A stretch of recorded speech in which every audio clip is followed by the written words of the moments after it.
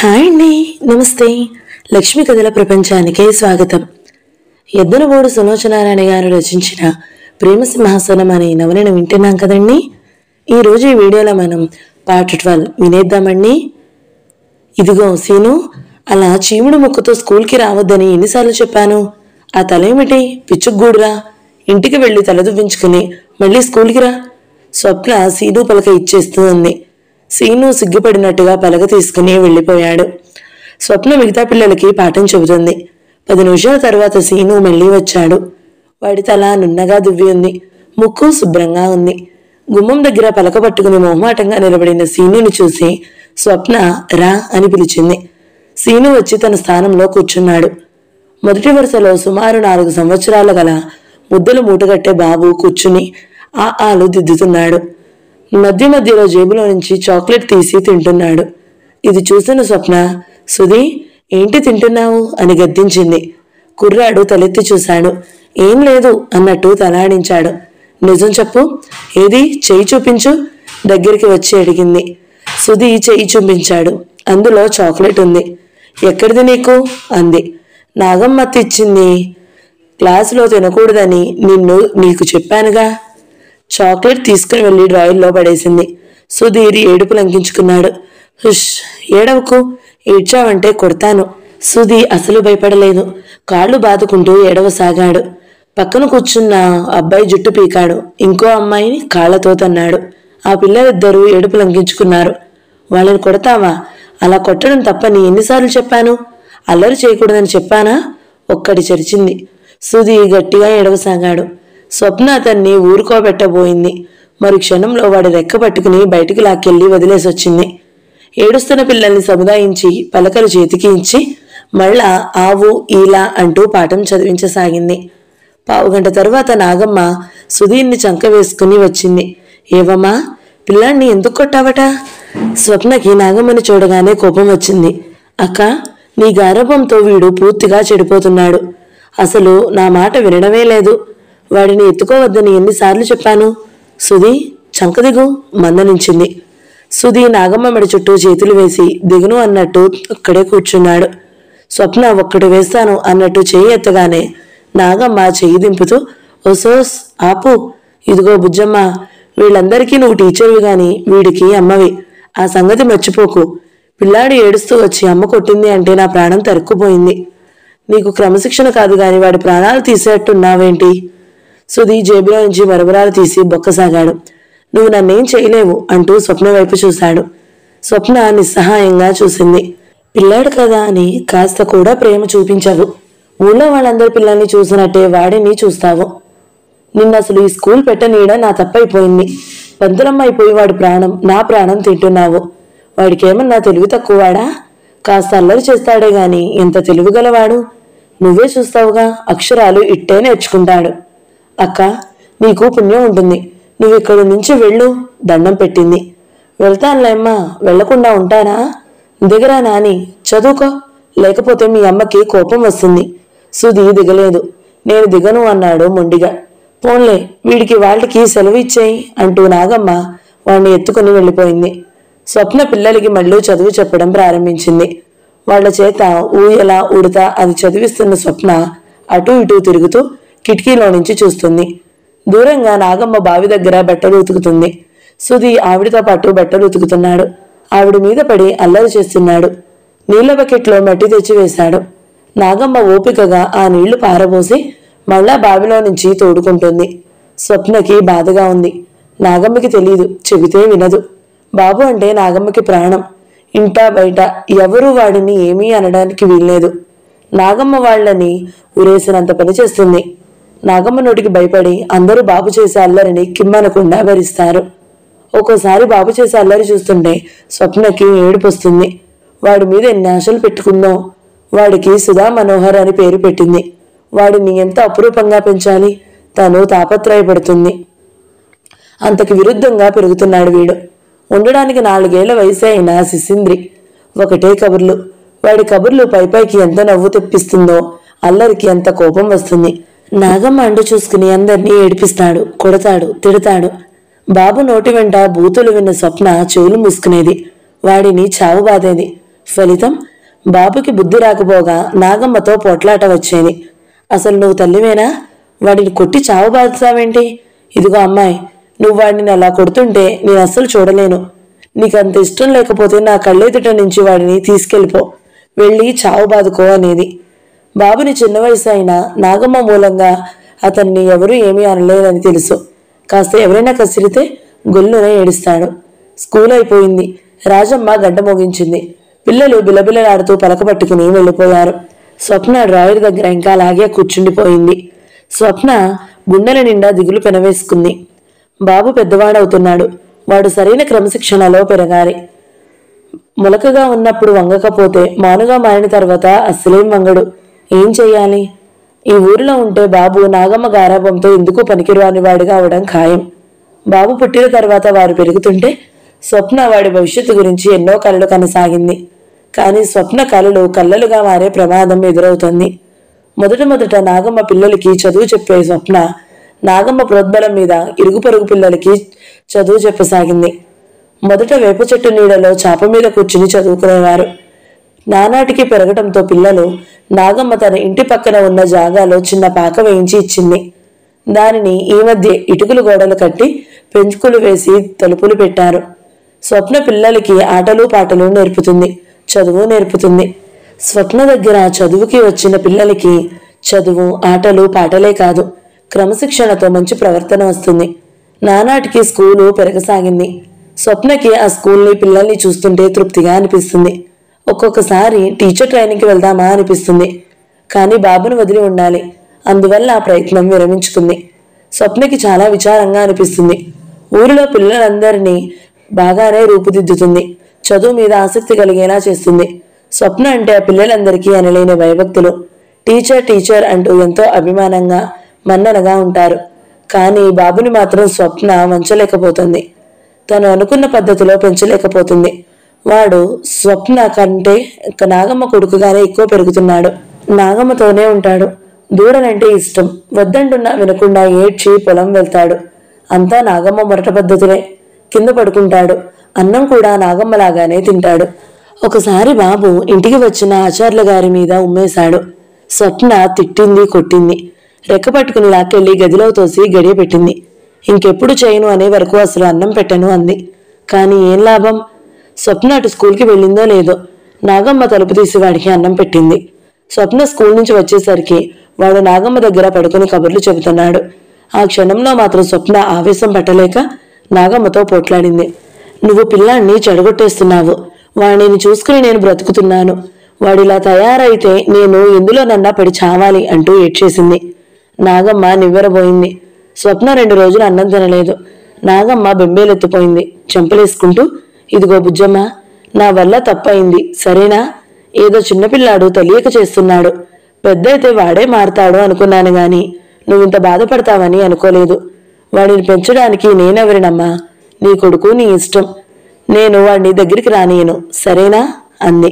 అన్నట్టుగాని నాగమ్మ బాబుని దగ్గరికి రానియడం లేదు. కానీ బాబే నాగమ్మని వదలలేదు. తను అన్నం తింటూ తనకి రోజు ఇలా ముద్దలు పెట్టమని మీద పడి కొట్టాడు. కింద పడి ఏడ్చాడు. గిన్నెలు తన్నాడు. నువ్వేమో ఇట్ట, మీ అమ్మేమో అట్లా, మధ్యలో నా ప్రాణానికి వచ్చింది అంటూ నాగమ్మ విసుక్కుంది. 4 రోజులు కూడా నాగమ్మ బింకంగా ఉండలేకపోయింది. స్వప్న చూడకుండా వాడిని దగ్గరికి తీసుకుని ముద్దు పెట్టుకునేది. వాడిని లాలించేది. బాబుకి కూడా ఇది అర్థమయ్యింది. తల్లి కనిపిస్తే వాడు కూడా నాగమ్మతో మాట్లాడనట్టు ఊరుకునేవాడు. ఒకసారి స్వప్న ఇంటికి వచ్చేసరికి నాగమ్మ వాడిని ఒడిలో కూర్చోబెట్టుకుని తలదువ్వుతుంది. స్వప్నని చూడగానే వాడిని పక్కన నిలబెట్టేసి తప్పు చేసిన దానిలా తలదించుకుంది. స్వప్న నవ్వింది. అక్క, బాబుని నువ్వు దగ్గరకు తీయొద్దని నేను అనలేదు. వాడికి బొత్తిగా భయభక్తులు లేకుండా పోతున్నాయి. క్రమశిక్షణ నేర్పమంటున్నాను. వాడు తప్పు చేస్తుంటే నువ్వు మందలిస్తే చాలు అంది. నాగమ్మ సంతోషపడింది. బాబుని కేకలేయడం ఆవిడ వల్ల కాదు అని స్వప్నకి తెలిసిపోయింది. ఒక్కోసారి పిచ్చి వెదవల మట్టిలో గంతులేస్తూ నాగమ్మ వెనుక తిరుగుతూ అల్లరి చేస్తున్న బాబుని చూస్తుంటే స్వప్నకి బాధ కలిగేది. ఎలా పెరగాల్సిన పిల్లాడు ఎలా పెరుగుతున్నాడు అంటూ దుఃఖం వచ్చేది. సుధీర్ గుర్తుకు వచ్చేవాడు. పిల్లలంటే అతనికి ఎంత ఇష్టం. తన రక్తమైన బాబు ఇలా పెరుగుతున్నాడంటే అతను నన్ను క్షమిస్తాడా? స్వప్న బాబుకి సుధా మనోహర్ అని పేరు పెట్టుకుంది. సుధి అని పిలుస్తుంది. సుధీర్ని తల్లి అలాగే పిలుస్తుంది. బాబుని జాగ్రత్తగా పెంచి పెద్ద చెయ్యాలి. వాడు బుద్ధిమంతుడై బాగా చదువుకుని తండ్రికి వంశానికి గౌరవం తీసుకురావాలి. తను వాడిని క్రమశిక్షణతో మంచి ప్రవర్తనలతో పెంచినట్టుగా పెంచి పెద్ద చేయాలి. ఇది స్వప్న జీవితాదర్శం. స్వప్న తను ఆశించిన దానికి విరుద్ధంగా బాబు పెరుగుతూ ఉండడంతో ఏం చెయ్యాలో తోచనట్టుగా విమురుడరాలిలా అవుతుంది. ఒక్కోసారి తీసుకువెళ్లి హాస్టల్లో పెడదామా అనిపిస్తుంది. మరీ ఇంత చిన్న వయసులో అంత దూరం ఉంచడం ఇష్టం లేదు. స్వప్న టేబుల్ మీదకి వంగి 2 చేతుల్లో తలదించుకుంది. ఇంతలో రాజమ్మ వచ్చింది. ఏంటి బిడ్డ అలా కూర్చున్నావు అంది. ఏం లేదవ్వా అంది కళ్ళు తుడుచుకుని తలెత్తుతూ. తలుపులేద్దాంలే. స్వప్న డ్రాయర్ తాళం వేసి లేచింది. స్కూల్ పెట్టినప్పటి నుంచి రాజమ్మకు కూడా పని దొరికింది. స్కూల్ ఊడుస్తుంది, నీళ్లు తెచ్చి పెడుతుంది, గంట వాయిస్తుంది. స్వప్నని చూస్తూ, నా తల్లి, నీ మూలంగా నాకు 4 రూపాయలు వస్తున్నాయి. నా మొగుడు కొడుకు ఉన్నా కూడా నేనెప్పుడు ఇంత సంతోషంగా లేను మెటికలు విరుస్తూ అనేది. స్వప్న మూలంగానే అందరికీ ఆనందం లభిస్తున్నా స్వప్న జీవితం మాత్రం చీకటిగానే ఉంది. స్వప్న స్కూల్ నుంచి ఇంటికి వచ్చేసరికి నాగమ్మ వేప చెట్టు గట్టు మీద కూర్చుని వడిలో బాబుని పెట్టుకుని ఉంది. ఆమెకెదురుగా నులక మంచం మీద ఆ ఊరి ఆచార్యులు గారు కూర్చుని ఉన్నారు. నాగమ్మ అంటుంది, ఇదిగో ఆచార్యులు గారు, మీరు రోజూ లేచినప్పటి నుంచి దేవుడు ముందే ఉంటారు కదా. ఆ కుటుంబరావుకి లేకపోతే పాపభీతి మీరైనా చెప్పాలి. ఆయన సంగతి ఊళ్ళో ఎవరికి తెలియదు. బామ్మద్ది చచ్చిపోతే శవం చేత వేలిముద్రలు వేయించుకుని ఆస్తి కాజేసిన పెద్ద మనిషి. ఈ స్కూల్ పెట్టిన జాగా ఆయనదా? ఎవడండి చెప్పిన పెద్ద మనిషి? నా ఎదురుగా రామనండి, ఈడ్చి లెంపకాయ కొడతాను. ఆ స్థలం మాది. మా అమ్మమ్మ ఎప్పుడూ చెప్పేది. ఆవిడ తాతదట. అసలక్కడ ఇల్లు వేసుకోవాలని అనుకున్నారట. చదువురాని సత్యనాళ్ళం కాబట్టి కాగితాలు మాకు లేవు. అంత మాత్రాన ఆ స్థలం నాది అంటున్నాడా ఆ పెద్ద మనిషి? ఇదిగో నాగమ్మ తలుచుకుంటే ఈ ఊరిలో ఎవడో ఆగరు. మర్యాదగా చెబుతున్నాను. నా స్కూల్ జోలికి వచ్చాడా చచ్చాడన్నమాటే. నాగమ్మ రౌద్రాకారం చూసి కర్ణం గారు భయపడ్డారు. ఏమో నాగమ్మ, ఆయన చెప్పమన్న కబురు చెప్పాను. మధ్యలో నాదేముంది చెప్పు. అట్లా గోడ మీద పిల్లలా తప్పుకోకండి మరి. ఆడు ఎదవేషాలు వేస్తుంటే మందలించాల్సిన బాధ్యత మీకు లేదా అంటున్నాను. అసలు డైరీ ఫామ్కి పాలు పోస్తూ 4 రాళ్లు సంపాదించినప్పటి నుంచే వాడికి మా మీద మంటగానే ఉంది. ఏకంగా మమ్మల్ని బజార్లోకి ఈడుద్దామా అని చూస్తున్నాడు. స్కూల్ పెట్టడం, దానికి తోడు ఊళ్ళో చిన్న చిత్కా పిల్లలందరూ మా బుజ్జమ పుణ్యమా అని చదువుకుంటున్నారు. ఆడికి కళ్ళు మండిపోతున్నాయి. అంతకుముందు ఆయన పిల్లలే చదువుకున్నోళ్ళు. ఆయన చేలో పనికి పోని మా లాళ్ల పిల్లలు కూడా ఈ స్కూల్లో చదువుకుంటున్నారని మంట. పనులు ఎందుకు చేయాలయ్యా? రోజులు మారినాయి. ఇదివరకంటే మా అత్త కాలంలో అరే ఒరే అనేవాళ్ళం. ఇప్పుడు నా కాలంలో నాయనా తండ్రి అనాల్సి వస్తుంది. అంతే తేడా. కాలానికి తగ్గట్టు పరిస్థితులను బట్టి మనము మారాలి. ఎప్పుడు మనదే పెత్తనం అంటే ఎట్టా? నాకు ఈ పొలంలో పనిచేసే పాలేరు నా పొలంలో పనిచేస్తున్నాడని మండిపోతున్నాడు. ఇవన్నీ తీర్చుకోవడానికి ఇంకేం సాకు దొరకలేదు. ఈ జాగా మీద పడ్డాడు. అది మాది. మాది. ఆడు నన్నేం చేయలేడు. ఊరి అంతా నా వెనకే ఉంది. ఆయన నన్నేం చేయలేడని చెప్పండి. నా జోలికి వచ్చాడా చచ్చాడే. ఎవరు పెద్దమ్మా? సుధీ నాగమ్మ గడ్డం పట్టుకుంటూ అడిగాడు. ఉన్నాడులే ఒక కోతి అంది నాగమ్మ. ఆచార్య గారు లేచారు. సరే వస్తాను నాగమ్మ. ఆయన చెప్పమంది చెప్పాను. నువ్వేది చెప్పమంటే మళ్ళా ఆయనకి ఆ మాటే చెబుతాను. మధ్యవర్తిని, నాదేముంది? అదిగో మళ్ళా ఆ మాటే అనొద్దంటాను. నువ్వు ఊరికి పెద్ద మనిషివయ్యా. న్యాయం ఎటుంటే అటు చెప్పాలి. మధ్యవర్తి అంట, మధ్యవర్తి అంది.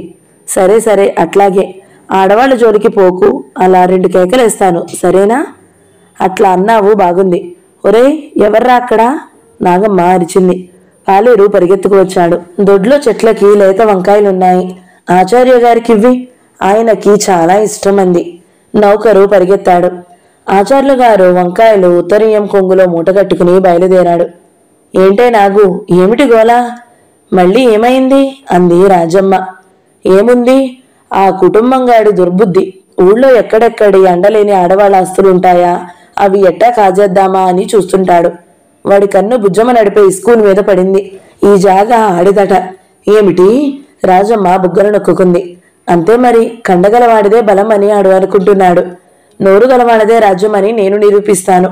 మందపాలెం వెళ్ళి అక్కడ కేక పెట్టానంటే 100 మంది వస్తారని వాడికి తెలియదు. అధికార బలం ఉందని అనుకుంటున్నాడు. వెలగబెడుతున్నాడుగా మున్సిబుగిరి. వాడికి అధికారం ఉంటే నాకు మనుషుల అండ ఉంది. నాకేం భయం? అప్పుడు గేదెలు పెసరు చేల్లో పడి మేస్తాయని కాళ్ళెరగొట్టించావు. వాడు కేసు పెట్టాడు. కోర్టు వెంట తిరగలేక చచ్చాము. మళ్ళీ ఏం తగాదానేనే బాబు. వాడితో ఎందుకే మనకి? చెడ్డవాళ్ళకి మంచివాళ్ళు కాస్తంత ఎడంగా తొలగిపోవడం మంచిది. చట్, నోరు మూసుకో. ఆడి చేతిలో ఎంతమంది రౌడీలున్నారో తెలుసా? ఉండని, నాకేం భయమా? ఆ స్కూల్లో చదివే వాళ్ళంతా ఆ ముద్రపాలెం వాళ్ళ పిల్లలే. నేను వాళ్ళనే కేకేసి చెబుతాను. వాళ్ళిష్టం, నాదేముంది మధ్య అంది. ఆ రాత్రి అన్నాల దగ్గర కూడా అదే మాట వచ్చింది. కుటుంబరావు మంచివాడు కాదు, ఆడి జోలికి వెళ్ళడం మంచిది కాదు అంది రాజమ్మ. చట్, నువ్వు నోరు మూసుకో అంది నాగమ్మ. ఆ జాగా కాజేయడానికే ఆడు ఈ గొడవ మొదలెట్టాడు. నీకు మహా తెలుసు, నోరు మూసుకో. అట్టే నన్ను రెచ్చుకొట్టకు అంది. ఉరుములు మెరుపులు మొదలైనాయి. బయట బాగా వనపడుతుంది. స్వప్న పడుకుంది. పక్కలో బాబు పడుకున్నాడు. స్వప్న సాయంత్రం నుంచి నాగమ్మ రాజమ్మ మధ్య జరుగుతున్న వాగ్వాదం వింటూనే ఉంది. ఈ స్కూల్ మూలంగా స్వప్నకి కాలక్షేపంగా, చాలా నిశ్చింతగా కూడా ఉంది. స్వప్నకి స్కూల్ మీద చాలా ఆశలున్నాయి. దాని తరగతులు పెంచాలని, ఊరి పెద్దల సహకారంతో ఇంకా టీచర్స్ని రప్పించాలని ఎన్నెన్నో అనుకుంటుంది. ఈ తగాదా వింటుంటే భయం వేయసాగింది. ఇదేం కర్మో, జీవితంలో దేన్ని ప్రేమిస్తుంటే అది దూరం అవుతుంది. సుధీర్కి దూరమైంది. ఈ స్కూల్ కూడా లేకుండా ఉంటే జీవితం మళ్ళీ చీకటే. ఆ రాత్రి మొదలైన వాన తగ్గనే లేదు. ముసురు వానలలాగా మారాయి. భూమంతా నానినట్లుగా అతి చల్లగా మారిపోయింది. అంతటా బురద వాసన. ఊరిలో కరడా మొదలైంది. ఒకళ్ళు, ఇద్దరు, ముగ్గురు చూస్తుండగానే ప్రాణాలు లేచిపోయినాయి. చాలా మందికి కలరా సోకుతుంది. రాజమ్మకి వాంతులు మొదలయ్యాయి. డాక్టర్ కోసం పరిగెత్తారు. చుట్టుపక్కల గ్రామాల్లో కూడా కలరా ముమ్మరంగా వ్యాపించింది. డాక్టరు దేవుడి కంటే అపరూపం అయిపోయాడు. రాజమ్మ పోయింది. ఊళ్ళో కలరా సోకిన వాళ్ళు, సోకని వాళ్ళు కూడా హడలిపోతున్నారు. ఊరికి డాక్టర్లు బృందం దిగారు. చేయగలిగినదంతా చేస్తున్నారు. ఊరిలో దిగిన డాక్టర్లు దేవుడి గుడి మండపంలో స్వప్న పెట్టిన స్కూల్లో మకాం ఏర్పాటు చేసుకుని అందరికీ ఇంజెక్షన్లు ఇవ్వసాగారు. కలరా సోకని వాళ్ళు ముందు జాగ్రత్తగా ఇంజెక్షన్లు తీసుకోవడానికి క్యూలో నిలబడి వస్తున్నారు. అందరితో పాటు స్వప్న కూడా బాబుని ఎత్తుకుని నాగమ్మ పిల్లలతో నిలబడింది. క్యూ మెల్లగా కదులుతుంది. స్వప్న బాబుని ఎత్తుకుని ఇంజెక్షన్ కోసం లోపలికి వచ్చింది. డాక్టర్ గారు ఇంకో వ్యక్తికి ఇంజెక్షన్ ఇస్తున్నారు. అది పూర్తి చేసి నర్స్ అందించిన మరో ఇంజెక్షన్ తీసుకుని ఇటు వచ్చి ఆయన స్వప్నని చూసి కడిబొమ్మలు ముడిపడినాయి. ఆ తరువాత ఆయన కళ్ళు ఆశ్చర్యంగా చూశాయి. అలసటగా ఉన్న ఆయన ఉలికిపాటితో తనని తాను నమ్మలేనట్టుగా చూశాడు. స్వప్న? శివానందం సంభ్రమంగా ఆశ్చర్యంగా చూశాడు. నువ్వు బ్రతికే ఉన్నావా? నువ్వు బ్రతికున్నావా? స్వప్న ఆయనకి జవాబు చెప్పలేదు. కళ్ళు దించుకుని మౌనమూర్తిలా నిలబడిపోయింది. ఆయన స్వప్న చేతిలో ఉన్న మూటలు గట్టే బాబుని ఒక క్షణం మార్చి మార్చి చూశారు. స్వప్న, ఈ బాబు నా... స్వప్న ఆగింది. సుధీర్ కొడుకు అంది. My God! ఆయన పట్టలేని ఆనందంతో చేతిలో ఇంజెక్షన్ పక్కన పెట్టి చేతులను చాచి బాబుని తీసుకుని ఎత్తుకుని ముద్దు పెట్టుకున్నారు. My God! ఇంకా ఆశ్చర్యంగా ఉంది. తేరుకోలేనట్టుగా అన్నారు. నువ్వు బ్రతికి ఉండి సుధీర్కి దూరం అయ్యావా? ఇది తెలిస్తే సుధీర్ భరించగలడు అనుకుంటున్నావా? అందుకేగా డాక్టర్ తెలియకుండా జాగ్రత్త పడుతోంది.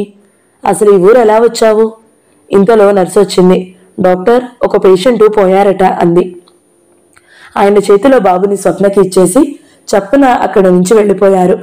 నర్సు స్వప్నకి బాబుకి ఇంజెక్షన్ ఇచ్చింది. ఆ రాత్రి డాక్టర్ గారు వచ్చిన పని అయిపోయింది. స్వప్న ఆయనకి ఎదురుగా కూర్చుని ఉంది. వారిద్దరి మధ్య చాలాసేపటి నుంచి మాటలు జరుగుతున్నట్లుగా ఇద్దరు గంభీరంగా ఉన్నారు. బాబు స్వప్న ఒడిలో కూర్చుని ఉన్నాడు. పొద్దుట ఇచ్చిన ఇంజెక్షన్కి కొద్దిగా జ్వరం వచ్చింది. డాక్టర్ గారు చూసి పర్వాలేదని, ఉదయానికి తగ్గిపోతుందని చెప్పారు. ఈయన స్వప్న వివరాలు అడిగారు. స్వప్న అరమరికలు లేకుండా చెప్పింది. నేను చచ్చిపోయేదాన్ని డాక్టర్. కానీ బాబు వైపు చూపించింది. వాడిని నాతో పాటు చంపలేకపోయాను అంది. ఆయన స్వప్నని మందలించారు. సుధీ మనసు నువ్వు అర్థం చేసుకోలేదు స్వప్న. సరిగ్గా అర్థం చేసుకుని ఉంటే నువ్విలా అతనికి దూరంగా వచ్చేదానివి కానే కాదు అని అన్నారాయన. స్వప్న తల అడ్డంగా తిప్పింది. వద్దు డాక్టర్, వద్దు. నన్నేమీ అనకండి. నేనేది కోరుకున్నానో అదే జరిగింది. తల్లి కొడుకుల మధ్య నేను అడ్డు అయ్యాను. నేను దూరం అయితే వారి మధ్య ఉన్న దూరం తరిగిపోతుందని ఆశపడ్డాను. నా ఆశ నెరవేరింది. నేను దూరంగా ఉన్నా పర్వాలేదు. నాకెంత బాధ అనిపించినా ఆ తృప్తి ఒక్కటే నన్ను సేద తీరుస్తుంది. నేను మంచి పనే చేశాను. చూడండి, సరిగ్గా నేను అనుకున్నదే కాలేదా? ఆయన తల్లితో రాజీ పడ్డారా లేదా? నేను అసలు ఆయనని పెళ్లి చేసుకోవడమే తప్పు. కేవలం మా మామయ్య మూలంగా జాలితో ఆయన నాకు ఆసరా ఇద్దామని ఆరాటపడ్డారు. అది ఆయన మెడకి మోయరాని గుదిబండ అయ్యింది. ఆ గుదిబండని నేను తప్పించాను అంతే. పిచ్చి స్వప్న. ఆయన జాలిగా చూశారు. సుధీర్ పేరు చెప్పగానే స్వప్న ముఖం ఎంత ఉత్తేజం పొందుతుందో ఆయన ఇందాకటి నుంచి గమనిస్తూనే ఉన్నారు. స్వప్న శారీరకంగా అతని నుంచి కోరి దూరంగా వచ్చేసింది నిజమే, కానీ స్వప్న సుధీర్ని మర్చిపోలేదు. ఇప్పటికైనా నాతో వచ్చేయి అన్నారాయన. స్వప్న అడ్డంగా తల తిప్పింది. రాలేను అంది. ఎందుకని? జీవితంలో నా కంఠంలో ప్రాణముండగా, నా ఒంటి మీద తెలివి ఉండగా ఆయనకెదురుగా నేను రాను. ఆయన నిస్సహాయంగా చూశారు. ఆయనకి కోపం కూడా వచ్చింది. సరే, నీ ఇష్టం. రేపు నేను వెళ్ళగానే చెబితే అతనే నీ దగ్గరికి వస్తాడు. ఆయన బాబు వైపే చూస్తూ అన్నాడు. నువ్వు దూరంగా ఉన్నా వీడిని దూరంగా ఉంచే హక్కు నీకు లేదు. కనీసం బాబు కోసమైనా సుధీర్ని నువ్వు దగ్గరగా రావాలి. నేను బాబుని చూస్తూనే ఉన్నాను. వాడి ప్రవర్తన అంతగా ఏం సరిగ్గా లేదు. తన కొడుకు ఇలాంటి వాతావరణంలో పెరగడం అనేది సుధీర్ భరించగలడా? నువ్వు ఆ విషయం ఆలోచించైనా నీ పట్టుదల వదులుకోవాలి. పెద్దవాడిగా నాకు తోచిన సలహా చెప్పాను. ఆపై నీ ఇష్టం. స్వప్న ఆయనకి 2 చేతులు జోడిస్తూ, డాక్టర్, నాకు ఒక వాగ్దానం చేయండి అంది. ఏమిటది? నేను బ్రతికి ఉన్నట్లుగా సుధీర్కి పొరపాటును కూడా తెలియజేయకండి. ఎందుకు తెలియజేయనీయకూడదంటావు? నిన్ను చూసిన తరువాత అతనికి చెప్పడం నా బాధ్యత కాదా? అవును డాక్టర్, నేను కాదనడం లేదు. కానీ మీ బాధ్యత ఇప్పుడు మేమేదైనా పోట్లాటతో గాని అపార్థాలతో గాని విడిపోయినప్పుడు. ఇప్పుడు అలా కాదే. నేను ఒక ప్రయోజనం ఆశించి అతని నుంచి దూరంగా వచ్చేశాను. నేను అనుకున్న లక్ష్యంతో సగం నెరవేరింది. మిగతా సగం కూడా తప్పకుండా నెరవేరుతుందనే నమ్మకం నాకుంది. స్వప్న బిగబట్టిన కన్నీళ్లతో అంది. ఏమిటమ్మా లక్ష్యం? ఆయన తల్లికి దగ్గరవ్వడం. ఇంకోటి, ఆయన ఇంకో అమ్మాయిని పెళ్లి చేసుకుని గౌరవంగా బ్రతకడం. ఆయన తల్లికి చేరువయ్యారు. కొద్ది రోజులైతే ఇంకో పెళ్లి చేసుకోవచ్చు. దయించి నా ఈ లక్ష్యం మీరు వృధా చేయకండి. సుధీర్ ఇక్కడికి వస్తే నా శవమే కనిపిస్తుంది. ఆయన స్వప్న ముఖంలో పట్టుదల, కళ్లలో మనోధైర్యం చూసి నివ్వెరపోయాడు. నిజమే, ఆ మాటల్లో ఏమాత్రం సందేహం లేదు. తనంతా పనిచేస్తుంది అనిపించింది ఆయనకి. ఆయన మాట్లాడలేకపోయాడు. స్వప్న చిన్న కంఠంతో అంది. క్షమించండి, మీరు నన్ను ఎంతో అభిమానంగా చూస్తారు. నేను ఎక్కువగా మాట్లాడనేమో తెలియదు. మీ మాటని కాదనని గాని కించపరచాలని గాని నా ఉద్దేశం కానే కాదు. ఎంతకాలం ఇలా ఉంటావమ్మా? ఆయన అడిగారు. ఎంతకాలమైనా ఉండగలను. నాకిప్పుడు ఇదొక ధ్యేయంగా ఉంది, బాబుని చూపిస్తూ అంది. వీడి కోసం నేను ఎన్ని సంవత్సరాలైనా ఎంత కష్టమైనా బ్రతకగలను. అసలు బ్రతికే శక్తి వీడి మూలంగానే నాకు లభించింది. ఆయన స్వప్ననే చూస్తున్నారు. ఈ స్వప్న తనకి తెలిసిన స్వప్న కాదు. ఆ స్వప్న ముగ్ధురాలు, మొహమాటస్తురాలు. జీవితం అంటే ఏమిటో తెలియదు, బెదురుగా ఉండేది. ఈ స్వప్న జీవితం అంటే బాగా అనుభవం పొందిన వ్యక్తిలా ఉంది. తనేం చేస్తుందో, ఎందుకు చేస్తుందో ఈ స్వప్నకి చాలా దృఢంగా తెలుసు. ఆమె నిశ్చయం నుంచి ఎవ్వరూ వెనక్కి తిప్పలేరు. ఆయన నిట్టూరుస్తూ లేచారు. ఓకే, నీ ఇష్ట ప్రకారమే అవుతుంది, సరేనా అన్నారు. థ్యాంక్ యూ డాక్టర్ అంది స్వప్న. స్వప్న బాబుని ఎత్తుకుని డాక్టర్ గారి దగ్గర సెలవు తీసుకుని వెళ్ళిపోయింది. ఆ రాత్రి స్వప్న నిద్రపోతున్నా బాబుని ఒడిలో పెట్టుకుని కూర్చుంది. నేను సరైన పనే చేశాను అనుకోసాగింది. 4 రోజుల అనంతరం డాక్టర్ శివానందం ఒక రోగిని పరీక్ష చేసి యువతలకు రాగానే, నర్స్, డాక్టర్ మీకోసం ఒక అమ్మాయి వచ్చింది, మిమ్మల్ని కలవాలని అంటుంది అని చెప్పింది. లోపలికి పంపు అన్నారాయన. నర్స్ వెళ్ళింది. 2 నిమిషాల అనంతరం స్వప్న లోపలికి వచ్చింది. చేతుల్లో బాబున్నాడు. స్వప్నను చూడగానే ఆయన ముఖంలో ఆనందం వెల్లివిరిసింది. స్వప్న, నువ్వా? వచ్చేసావా? సుధీర్కి ఫోన్ చేయనా? నాకు తెలుసు నువ్వు మనసు మార్చుకుంటావని, వస్తావని. సుధీర్ ఈ వార్త వింటే ఎంత ఆనందపడతాడో తెలుసా అంటూ ఆయన ఫోన్ చేయడానికి వెళ్ళబోతుంటే స్వప్న వారించింది. డాక్టర్, ఆగండి, 1 నిమిషం నా మాట వినండి. చెప్పు. నేను సుధీర్ కోసం రాలేదు, బాబుని మీకు అప్పగించి వెళ్ళడానికి వచ్చాను. అంటే? కూర్చోండి డాక్టర్, కాస్త నా మాట వినండి అంది. ఆయన కూర్చున్నాడు. స్వప్నని కూడా కూర్చోమని ఆదేశించాడు. స్వప్న చెప్పసాగింది. నేనున్న పరిస్థితులు పెరగతగినవిగా లేవు. వీడిని దూరంగా ఉంచాలని తాపత్రయపడుతున్నాను. నాకు మార్గం దొరకలేదు. హాస్టల్లో ఉంచేద్దామా అని ఎన్నోసార్లు అనుకున్నాను. కానీ అక్కడ పక్క పిల్లల వాతావరణం ఎలా ఉంటుందో అని భయం వేసింది.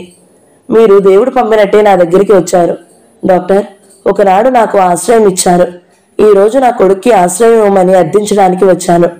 బాబు అక్కడ వాతావరణానికి అలవాటు పడిపోతున్నాడు. అందులో నుంచి తప్పించాలని నా తాపత్రయం. మీకు అభ్యంతరం లేకపోతే బాబుని మీ అన్నన వదిలి వెళతాను. స్కూల్కి వెళతాడు. వాడు వయసులో చిన్నవాడైనా గ్రహింపు జ్ఞానం బాగానే ఉంది. కొత్తవారి దగ్గర బుద్ధిమంతుడిలా ఉంటాడు. వాడు మీ నీడలో సద్వ ప్రవర్తనతో పెరిగి పెద్దవాడవ్వాలని నా ఆశ. డాక్టర్ గారు స్వప్న చెప్పే మాటలు శ్రద్ధగా విన్నారు. ఆ ముఖం వైపు నిశితంగా చూశారు. స్వప్న మనసు ఆయనకి బాగానే అర్థమైంది. బాబు ఇక్కడ పెరిగితే సుధీర్ కళ్ళెదుట ఉంటాడని స్వప్న మనసులో ఉద్దేశం కావచ్చు. బాబుని తనకి దూరంగా పెంచాలనే ఆలోచన కూడా ప్రధానం కావచ్చు. స్వప్న, నా పిల్లలు అంతా పెద్దవాళ్ళయి అమెరికాలో ఉన్నారు. భార్య లేదు. నేనొకరి మీద ఆధారపడి బ్రతికేవాడిని. ఈ పసివాడిని ఎలా పెంచగలను? ఇది వరకైతే మరియం ఇలాంటి అవసరాలు ఉంటే స్నేహం ఇలా చేయూత ఇచ్చేది. మరియం పోయి 2 ఏళ్లయింది. పోయిందా? స్వప్న కళ్ళల్లో విషాదం నిండింది. మరియం తనకి ఎంత ఆశ్రయం ఇచ్చింది. స్వప్నకి కళ్ళల్లో నీళ్లు నిండాయి. తన జీవితంలో వింత ఏమిటో గాని దురదృష్టం ఎన్ని చావు దెబ్బలు కొడుతుందో. తారసపడిన మనుషులందరూ అంత మంచివాళ్ళు. కొద్దిసేపు అయిన తర్వాత స్వప్న అంది, డాక్టర్, మీరు కుర్రాడిని చూసే విషయంలో ఎలాంటి అపనమ్మకం పెట్టుకోవద్దు. నేను ఊరి నుంచి ఒక పని పిల్లని పంపిస్తాను. ఆ పిల్లేవాడిని చూస్తుంది. ఖర్చులకి డబ్బు పంపిస్తాను. డబ్బు మాట కాదమ్మా. మీరు ఇంకేమీ అభ్యంతరం చెప్పవద్దు. దయించి నాకు సాయం చేయండి ప్లీజ్. కాదనకండి. బాబు మీద ఇబ్బంది కలగకుండా ఉండే ఏర్పాటు అన్నీ నేను చూసుకుంటాను చేతులు జోడిస్తూ అంది. స్వప్న అర్థింపు ఆయన కాదనలేకపోయారు. సరే, మీ ఇష్టం అన్నారు. Thank you doctor. స్వప్న కళ్ళల్లో ఎనలేని కృతజ్ఞత కనిపించింది. స్వప్న పనిపిల్ల తులసిని బాబుని డాక్టర్ గారి దగ్గర వదిలి వెళ్ళింది. వెళ్లే ముందు తులసి అక్కడ ఎంత జాగ్రత్తగా మెలగాలో 1000 విధాలుగా బోధించింది. బాబుకి కూడా చెప్పింది, నేను ఊరు వెళ్ళి పెద్దమ్మని తీసుకుని వస్తాను. అప్పటి వరకు నువ్వు ఇక్కడ ఉండు, అల్లరి చేయకు అంది. నేను కూడా వస్తాను. బాబు ఏడుపు ముఖం పెట్టాడు. రైలులో జాగా లేదుగా. నేను నడిచి మన ఊరు వెళ్తాను. అదీగాక అక్కడ ఇంజెక్షన్స్ ఇస్తున్నారు. రోజు నువ్వు చేయించుకోవాలి. బాబుకు ఇంజెక్షన్స్ అంటే హడలు. అయితే నేను రాను, ఇక్కడే ఉంటా. నువ్వు వెళ్ళి పెద్దమ్మను తీసుకురా అన్నాడు సీరియస్గా. అల్లరి చెయ్యవుగా? ఊహు. స్వప్న కొడుకుని తీసుకుని ముద్దు పెట్టుకుంది. ఒంటరిగా ఊరి నుంచి వచ్చిన స్వప్నని నాగమ్మ యగాదిగా చూస్తూ బాబెక్కడా అంది ఆశ్చర్యంగా. తీసుకురాలేదా? ఎక్కడున్నాడు? హైదరాబాదులో తెలిసిన వాళ్ళ ఇంట్లో ఉంచి వచ్చాను. తులసి వాడికి తోడుగా ఉంటుంది. ఏమిటి? నాగమ్మ బుగ్గలు నొక్కుంది. ముక్కు పచ్చలారని పిల్లాడిని ఎవరింట్లోనో వదిలేసి వచ్చావా? నువ్వు అసలు వాడికి కన్న తల్లివేనా? స్వప్న మాట్లాడలేదు. కాళ్ళు కడుక్కుని లోపలికి వచ్చింది. వాడికి అన్నం తినడం కూడా సరిగ్గా రాదే. అర్ధరాత్రి వేళ లేచి ఆకలి అని ఏడిస్తే నాగమ్మకు కోపం వచ్చింది. ఇంత దాబరికం ఎందుకు అసలు? అక్క, నా బిడ్డ నీకు దూరంగా పెంచుతాను అనే ఒక్క మాట అంటే సరిపోయేలా నోరెత్తుతానా? స్వప్న చప్పున వచ్చి నాగమ్మ చేతులు పట్టుకుంది. అక్క, పొరపాటుగా కూడా అలా అనుకోకు. నా ఉద్దేశం అది కానే కాదు. వాడికి చదువు రావాలనే. నాగమ్మ చేతులు విదిలించుకుంది. ఏం, ఇక్కడ ఊళ్ళో అందరికీ చదువు చెప్పగలిగిన దానివి నీ కొడుక్కి చెప్పుకోలేవన్నమాట. ఇంతకంటే మంచి చదువులు చెబుతారా పట్నంలో? స్వప్న సమాధానం చెప్పలేనట్టుగా నిస్సహాయంగా చూసింది. నీకసలు వాడు నాకు దగ్గర అవుతున్నాడని కన్నెరగా ఉంది. నేను తెలుసుకోలేనని అనుకోకు. అక్క, పోన్లే బుజ్జమ్మ, నేనొక పిచ్చి చచ్చిందాన్ని. వాడి మీద ప్రేమ నాకు ఎలా వచ్చింది చెప్పు? నిన్ను బట్టేగా. నువ్వు పిల్లల్ని బాగా చూస్తున్నావు, చదువు చెప్తున్నావు. బాబీ నా ఇంట్లో పుట్టాడు. అది నిజంగా ఏనాటి రుణమో అనుకున్నానే తప్ప. నాగమ్మ కళ్ళలో నీళ్లు పెట్టుకుంది. స్వప్నకి ఏం చేయాలో తోచలేదు. చప్పున వచ్చి నాగమ్మని పట్టుకుని భుజం మీద ముఖం దాచుకుంది. అక్క, నా గుండెల్లో బాధ నీకు తెలియదు. నువ్వు అపోహపడకు. వాడిని ఊరి నుంచి నేను దూరంగా పంపింది నీకు దూరం చేయాలని కాదక్క, నాకు దూరంగా పెంచాలని. నాకు వాడు దూరంగా ఉండాలని. ఎందుకని అంటావు? నాగమ్మ ఆవేశంగా నిలదీసింది. దీనికి మాత్రం నేను జవాబు చెప్పలేను. దయ్యం చెయ్యి, నన్ను అర్థం చేసుకో అంది. నాగమ్మ స్వప్నని తదేకంగా చూసింది. స్వప్న ముఖంలో బాధ, వేదన, దుఃఖం స్పష్టంగా తెలుస్తున్నాయి. ఏమిటో బుజ్జి, నువ్వు నాకు అంతా తెలిసినట్టే ఉంటావు, మళ్ళీ తెలియనట్టు ఉంటావు. నేను చదువురాని ముద్దునే అనుకో, మరీ అంత జ్ఞానం లేనిదాన్ని కానుగా. కాస్త విడమర్చి చెప్పకూడదా? చెప్పగలిగినది అయితే ఎప్పుడో చెప్పేదాన్ని అక్క. నిజం చెబుతున్నాను. నువ్వు నాకు చేసిన మేలుకి నేను ఏమిచ్చినా రుణం తీరదు. నువ్వు నన్ను అర్థం చేసుకో అక్క. స్వప్న ఏడ్చేసింది. నాగమ్మ స్వప్నని దగ్గరికి తీసుకుంది. ఈ పిల్ల మనసులో ఏముంది అసలు అంతుబట్టడం లేదు. దేనికో గాని కుమ్ములిపోతున్న దానిలా ఉంటుంది. తను ఏదైనా సాయం చేయగలిగితే ఎంత బాగుండును. కానీ చెప్పదుగా, కర్మ. ఏమిటా బుజ్జి, 2 రోజులు నువ్వు బాబిగాడు లేకపోతే నాకు పిచ్చెక్కినట్టు అనిపించింది. అలాంటిది వాడు అసలు ఇక్కడ ఉండడు అంటే ఎలాగో ఉంది. మెల్లమెల్లగా నువ్వు కూడా వెళ్ళిపోతావేమోనని నాకు భయం, అంతే. అలా జరగదక్క, అస్పష్టంగా అంది. ఏమో, ఎప్పుడు ఏం జరుగుతుందో ఎవరికి తెలుసు.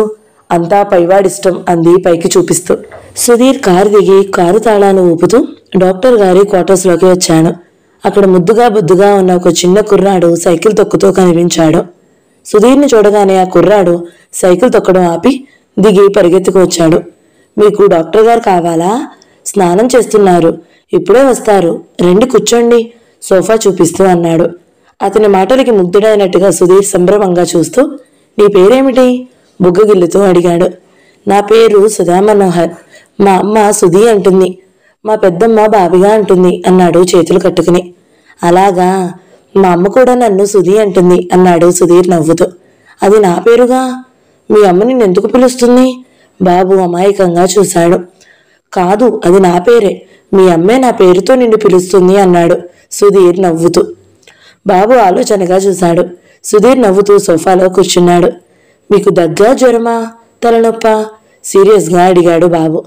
జ్వరం, బాబుని అనుకరిస్తూ అన్నాడు. బాబు లోపలికి పరిగెత్తాడు. సుధీర్ నవ్వుకుంటూ అక్కడున్న పుస్తకాలు తీసి తిరగేసాగాడు. ఇంతలో బాబు వచ్చాడు. అతని చేతిలో సిరంజుంది.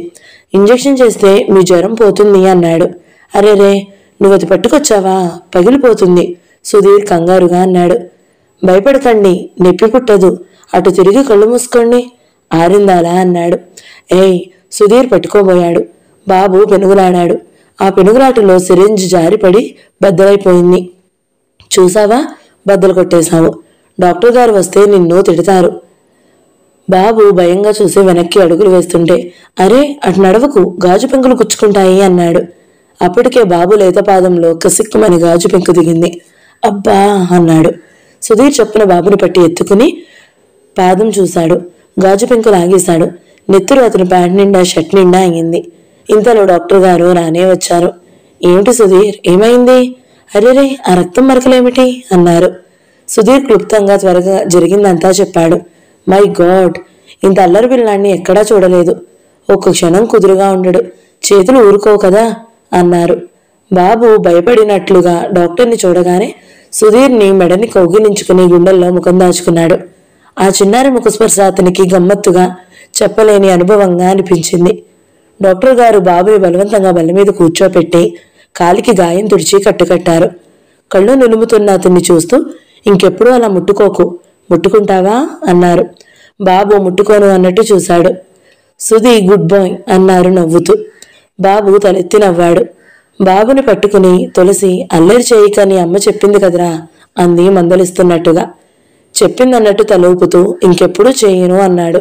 ఎవరి కుర్రాడు? సుధీర్ కుతూహలంగా చూస్తూ అడిగాడు. ఎవరిలా కనిపిస్తున్నాడు చెప్పు అన్నారాయన నవ్వుతూ. సుధీర్ బాబుని శ్రద్ధగా చూశాడు. తెలియడం లేదు అన్నాడు. తులసి, 2 కప్పులు టీ పట్టుకురా అన్నారు డాక్టర్ గారు. తులసి వెళ్ళింది. సుధీర్, డాక్టర్ గారు కూర్చున్నారు. బాబు ఆయన ఒడిలో కూర్చున్నాడు. ఎవరి బాబు మళ్ళీ అడిగాడు సుధీర్. తెలుసుకోవడానికి ట్రై చేయి, లాయర్వి కదా అని అన్నారాయన. మీ అమ్మ పేరేమిటి? సుధీర్ బాబుని ప్రశ్నలు అడగడం ప్రారంభించాడు. బుజ్జమ్మ. మీ నాన్న పేరు? దేవుడు. సుధీర్ అర్థం కానట్టు చూశాడు. నువ్వెక్కడుంటావు? అక్కడ చేయి చాచి దూరం చూపిస్తూ చెప్పాడు. రైలెక్కి వెళితే మా ఊరు వస్తుంది అన్నాడు. మీ అమ్మేం చేస్తుంది? పాఠాలు చెప్తుంది. ఓహో, పంతులమ్మన్నమాట. మరి నువ్వు మీ అమ్మ దగ్గర ఉండకుండా ఇక్కడెందుకున్నావు? మా ఊరు వెళ్ళడానికి రైల్లో చోటు లేదుగా, అందుకు. మా పెద్దమ్మ ఉంది, అక్కడ అక్కయ్యలున్నారు, మా అన్నయ్య ఉన్నాడు. మా పెద్దమ్మ నాకు సైకిల్ కొని పంపింది. దూరంగా ఉన్న సైకిల్ని గర్వంగా చూపించాడు. ఓహో, అయితే మీ పెద్దమ్మకి బాగా డబ్బుందన్నమాట అన్నాడు సుధీర్. మాకు చాలా గేదెలున్నాయి అన్నాడు బాబు. పల్లెటూరు వ్యవహారం అన్నమాట. తెలిసింది. బాబుకి తండ్రి లేడు, తల్లి టీచర్ చేస్తుంది, పెద్దమ్మ పల్లెటూరులో ఉంటుంది, అంతేనా అన్నాడు సుధీర్. కరెక్ట్, చాలా కరెక్ట్ అన్నారాయన నవ్వుతూ. ఇంతలో ఫోన్ మోగింది. డాక్టర్ గారు బాబుని సోఫాలో కూర్చోపెట్టి ఫోన్ తీయడానికి వెళ్లారు. సుధీర్ సోఫాలో వెనక్కి ఆనుకుని కూర్చుని బాబుని తదేకంగా చూస్తున్నాడు. బాబు కూడా సుధీర్ లాగానే ఆనుకుని తను కూడా చూస్తున్నాడు. ముఖం మీద పడుతున్న జుట్టు, ముచ్చటైన ముఖం. పాపం ఆ తండ్రికి చూసుకునే భాగ్యం లేదు కాబోలు. తల్లి ఎందుకు దూరంగా ఉందో అతను ఆలోచనగా చూశాడు. స్వతహాగా డాక్టర్ గారు ఈ కుటుంబపరమైన అనుబంధాలకి దూరంగా ఉండే మనిషి. ఆయన భార్య పోయింది. పిల్లలంతా అమెరికాలో ఉన్నారు. వైద్య వృత్తి తన ప్రాణం అనుకునే ఆయన ఈ వయసులో ఈ పిసిపిల్లాడి బాధ్యత ఎందుకు తీసుకున్నారు? అంటే బాబు తల్లితో ఆయనకి ఏదో అనుబంధం ఉండి తీరాలి. అరగంట తర్వాత సుధీర్ లేచి వెళుతుంటే డాక్టరు బాబుని ఎత్తుకుని వీడ్కోలు చెబుతూ, సుధీర్, వీడిని మంచి స్కూల్లో చేర్పించాలి. నువ్వు కాస్త అప్లికేషన్ గొడవ చూసి పెడదు అన్నారు. అలాగే అన్నాడు అతను కార్ స్టార్ట్ చేస్తూ. సుధీర్ ఇంటికి వచ్చాడు. అదేమిటి, ఆ రక్తం మరకలేమిటి? కొడుకుని చూడగానే అహల్యమ్మ గారు కంగారుగా అడిగింది. భయపడకమ్మా, ఏం లేదు. సుధీర్ షర్టు విప్పుతూ జరిగిందంతా చెప్పాడు. కొద్దిసేపైన తర్వాత అతను బట్టలు మార్చుకుని భోజనానికి వచ్చాడు. సుధీ, ఆవిడ పిలిచింది. ఆవిడ ఏదో చెప్పబోతుంటే అతను నవ్వాడు. ఎందుకురా నవ్వుతావు అంది. ఆవిడ జరిగినది చెప్పాడు. బాగుంది. ఆవిడ కూడా నవ్వింది. అతను పడుకున్నాడు. అతని మనసు ఎంతో బాధగా ఉంది. తనకే అలాంటి పిల్లాడు గనక ఉంటే అతనికి స్వప్న గుర్తుకు వచ్చింది. తను బాధను భరిస్తున్నట్టుగా కళ్ళు మూసుకున్నాడు. అతనికి స్వప్న గుర్తురాని క్షణం లేదు. ఎవరైనా పిల్లల్ని చూస్తే గుర్తొస్తుంది. తను స్వప్న పిల్లల గురించి ఎన్ని ఆశలు పడ్డారు. అతను నిట్టూర్చాడు. వీధిలో ఎవరైనా దంపతులు వెళుతుంటే మనసుని బాకుతో పొడిచినట్టుగా ఉంటుంది. తనకి అదృష్టం ఇలా ఎందుకు వంచింది అనిపిస్తుంది. స్వప్న జ్ఞాపకాలతోనే అతను బ్రతుకుతున్నాడు. నాగమ్మ యేసోబును కబురు చేసి పిలిపించి చెప్పింది. ఇదిగో యేసోబు, ఆ కుటుంబరావు కన్ను ఈ స్కూల్ మీద బాగా పడింది. ఆయన ఎన్ని చెప్పినా ఈ జాగా గురించి వదిలిపెట్టట్లేదు. మీరు చదువు లేకకే కదా ఇట ఏడుస్తున్నారు. కాస్త మీ పిల్లలకైనా ఒక అక్షరం ముక్క వస్తుందనుకున్నాము. దేవుడి దయ వల్ల ఈ బుజ్జమ్మ నా పాలిట పడింది. కాబట్టి మీ పిల్లలందరికీ ఈ చదువు అనేది కుదిరింది. మీరంతా కుటుంబరావు గారికి ఎలా చెప్పుకుంటారో ఏమిటో. ఆయనతో తగాదా పడాలంటే నాకు చెడ్డ తలనొప్పి. ఆయన ఈ స్కూల్ జోలికి రాకుండా చూడండి అంది. అట్టాగే అమ్మా, మేమదంతా చూస్తాంలేండి, మీరేం భయపడకండి అన్నాడు. యేసోబు గూడెనికి పెద్ద. అతని మాట అంటే గూడెంలో అందరికీ పెద్దవాకే. నాగమ్మ ఈ గూడెం వాళ్ల అండతో ఊళ్ళో అందరి వీరాధికారం చలాయిస్తూ ఉంటుందని కుటుంబరావు కోపం. మగదిక్కు లేకపోయినా నోరు పెట్టుకుని అందరినీ గడగడలాడిస్తుంది. ఊరిలో చాలా మంది నాగమ్మ దగ్గర ఏదో రకంగా సాయం పొందిన వాళ్లే. నాగమ్మతో తగాదా పెట్టుకోవడం కుటుంబరావు ఇంటి పరంగా వస్తుంది. కుటుంబరావు తండ్రికి నాగమ్మ మామగారికి పడేది కాదు. పొలాల దగ్గర ఎప్పుడూ కొట్లాట్లే. ఊరిలో ఇద్దరి బద్దవైరం అందరికీ తెలిసినదే. కుటుంబరావు చేతిలో అధికారం ఉంటే నాగమ్మకి గూడెం హంగుబలం ఉంది. జాగా గురించి వైరం. ఇది పైకి చెప్పుకునే తగాదా. అసలు విషయం ఇంకొకటి ఉంది. స్వప్న గురించి ఊరిలో అందరూ రకరకాలుగా చెప్పుకుంటున్నారు. స్వప్న ఆ స్కూలు, నాగమ్మ ఇల్లు ఈ ఆవరణలను దాటి బయటికి రాదు. ఒకసారి కుటుంబరావు పొలం నుంచి వస్తూ బావి దగ్గర నీళ్లు తోడుతున్న స్వప్నను చూశాడు. స్వప్న చక్కనిదని అందరూ చెబుతున్నారే గాని ఇంత సౌందర్యవతి అని అతను అనుకోలేదు. ఆ రోజు ఇంటికి వచ్చినప్పటి నుంచి స్వప్న రూపం అతని కంట ముందే మెదులుతూ అతని మనసుకి శాంతి లేకుండా చేస్తుంది. ఆ తర్వాత స్వప్న గురించి అతను బాగా వాకూపు చేశాడు. ప్రేమించిన వాడు వదిలేశాడట. పెళ్లి కాకుండా గర్భవతి అయ్యి ఈ మారుమూల తలదాచుకుంటుందట. చదువుకున్న సాల్తీయేనా? అతను బాగా ఆలోచించాడు. ఆచార్ల గారి ద్వారా నాగమ్మకి కబురు చేశాడు. తన పిల్లలకి చదువు చెప్పేందుకు పంతులమ్మ కావాలి, ఇంటికి స్వప్నని పంపించమని. ఎట్టెట్టా ఆయనకి లోకం గొడ్డుపోయినట్లు మా బుజ్జమ్మే కావాల్సి వచ్చిందా? ఆడి పిల్లలకి చదువు చెప్పేంత గొప్ప పంతులమ్మ కాదు బుజ్జమ్మ అని చెప్పు అంది. ఈ సమాచారం విని కొద్ది రోజులు కుటుంబరావు మౌనంగా ఊరుకున్నాడు. తరువాత ఒక రోజున సరాసరి స్కూల్కి వచ్చేశాడు. తనని తానే పరిచయం చేసుకున్నాడు. స్వప్న నాగమ్మ ద్వారా అతని గురించి వింది. చాలా క్లుప్తంగా, ముక్తసరిగా సమాధానాలు చెప్పింది. కుటుంబరావు వెళ్తూ అన్నాడు. బాగుపడదలుచుకున్న దానివి, జీవితానికి ఒక ఆధారం కల్పించుకోదలుచుకున్న దానివి అయితే మమ్మల్ని ఇలా తిరస్కరించవు.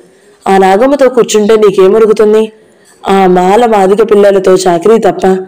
అలా కాస్త ఊళ్ళకు వచ్చి మాలాంటి వీళ్లల్లో పరిచయం చేసుకుంటే నీకు గౌరవం, రాబడి రెండూ ఫలితాలుంటాయి. స్వప్న మాట్లాడలేదు. ఒక తిరస్కారమైన చూపుతో అతని మాటలని పట్టించుకోని భావన కనిపించింది. కుటుంబరావు మనసులో ఆ చూపు బగ్గుమనే మంటను లేవదీసింది. జీవితంలో ఆడదానికి సరైన బాట కావాలి. వంకర డొంకర వెంట వెళితే ఎక్కడో అక్కడ పాతాళానికి చేరాల్సి వస్తుంది అన్నాడు. ఆయన వెళ్ళిపోయాడు. స్వప్న అక్కడే కూర్చుండిపోయింది. కుటుంబరావు మాటలు వినగానే ఆయన మీద పడి కంఠం పిసికేయాలన్నంత కసిగా అనిపించింది. కానీ ఆయన మాటలు తేనెపోసిన కత్తుల్లా ఉన్నాయి. పైకి వాటిల్లో చెడు అర్థం ఏమీ లేదు. స్వప్న ఆవేశం దిగమింగింది. ఆగ్రహం కానీ ఆవేశం కానీ మనిషిని దిగజారుస్తాయి. ఎవరైనా మనకి ఇష్టం లేకపోతే వారిని పట్టించుకోకుండా ఉండడం కంటే తిరస్కారం ఇంకేదీ ఉండదు. కుటుంబరావు మాటలు వినినట్టే ఉండాలి. ఇట్లా అన్నాడని నాగమ్మ చెవిలో ఏకాస్తపడినా అగ్నిపర్వతంలా బద్దలవుతుంది. అసలు ఏ సాకు దొరుకుతుందా అని ఎదురు చూస్తున్న నాగమ్మ వెంటనే 10 మందిని పోగేసి నానా రభస చేస్తుంది. అందుకే స్వప్న దిగమింగి ఊరుకుంది. నాగమ్మ ఆ రోజు ఊరుకోలేదు. నాగమ్మ వచ్చిన తరువాత స్వప్న కుటుంబరావు స్కూల్కి వచ్చి వెళ్లిన సంగతి మాత్రం చెప్పింది. ఏమిటట, ఎందుకు వచ్చాడట, చేస్తున్న పని ఆపేసి అడిగింది. వాళ్ళ పిల్లలకి చదువు చెప్తే స్కూలు ఇంకా పెద్దది అయ్యేట్టు చూస్తానన్నాడు అంది స్వప్న. ఏడిశాడు. ఆడి మొహం, ఇదిగో బుజ్జమ్మ, నువ్వు పొరపాటుగా కూడా ఆడితో మాటలు పెట్టుకోకు. దొంగ విధవ, మరదల్ని చంపించి ఆస్తి అంతా వేసుకుని కులుకుతున్నాడు. అటాటి విధవలంతా పెద్ద మనుషులు. బుజ్జమ్మ, అసలు ఈ లోకానికి బుద్ధి లేదనుకో. ఆయనంత దుర్మార్గపు విధవో ఊరంతా తెలుసు. అయినా అంతా వంగి వంగి దండాలు పెడతారు. పెద్ద మనిషి చూసినట్టు చూస్తారు. అదే మనం చిన్న తప్పు చేశామనుకో, చెవులు పట్టి పీకేస్తారు. దూత్ ఎదవలోకం. నాగమ్మ లోకాన్ని దుయ్యబడుతూ అంది. స్వప్న బాబుకి స్వెటర్ అల్లుతుంది. నాగమ్మ గేదెల దగ్గరికి పాలు పిండడానికి వెళ్ళింది. స్వప్న చెవుల్లో నాగమ్మ మాటలే ప్రతిధ్వనిస్తున్నాయి. బుజ్జమ్మ, అసలు ఈ లోకానికే బుద్ధి లేదనుకో. స్వప్న మనసు దీనంగా అయింది. అవును, నాగమ్మ అన్న మాట అక్షరాల నిజమే. ఈ లోకానికి బుద్ధే కాదు, దయ కూడా లేదు. తన జీవితం ఏమైంది? తన మీద అత్యాచారం చేయబోయిన మోహన్ని ఎదుర్కోవడంలో పొరపాటున అతని ప్రాణం పోతే అతనిని హంతకురాలు అంది. జీవితం అంతా వేధిస్తూనే ఉంది. చివరికి తనని ప్రాణంగా భావించే భర్తకి దూరంగా ఉండాల్సిన పరిస్థితి తెచ్చింది. స్వప్నకి హైదరాబాద్లో సుధీర్ భార్యగా తను కలిసి ఉన్న ఆడవాళ్లు గుర్తుకు వచ్చారు. వాళ్ళు తనని ఎలా చూసేవాళ్ళు? పురుగు అంటే హీన దృష్టి కనిపించేది వాళ్ల కళ్లల్లో. సాటి ఆడవాళ్లే రవ్వంత తన బాధని అర్థం చేసుకోవడానికి ప్రయత్నించారా? తనని హింసించారు. తన మూలంగా సుధీర్ ఎంత బాధపడ్డాడు? స్వప్న కళ్ళ నుంచి నీళ్లు జారినాయి. కొంగుతో వాటిని తుడుచుకుంది. ప్రేమించిన భర్త దృష్టిలో తను మరణం పొంది జీవోత్సవంలా దూరంగా బ్రతుకుతుంది. ఇక్కడంతా తనని భర్త లేని యువతిగా చూస్తుంటే ఎంత బాధేస్తుంది. అసలు ఒక్కొక్కరి జాతకం అంతేనేమో. అన్నీ ఉన్నా ఏదీ అనుభవించలేరు. ప్రేమ సింహాసనం 12వ భాగం సమాప్తం. ఈ వీడియో మీకు నచ్చినట్లయితే లైక్ చేయండి, షేర్ చేయండి, మంచి కమెంట్ పెట్టండి. ఇలాంటి మరిన్ని వీడియోల కోసం మన ఛానల్ని సబ్స్క్రైబ్ చేసుకోండి. Thank you so much for watching. నమస్తే.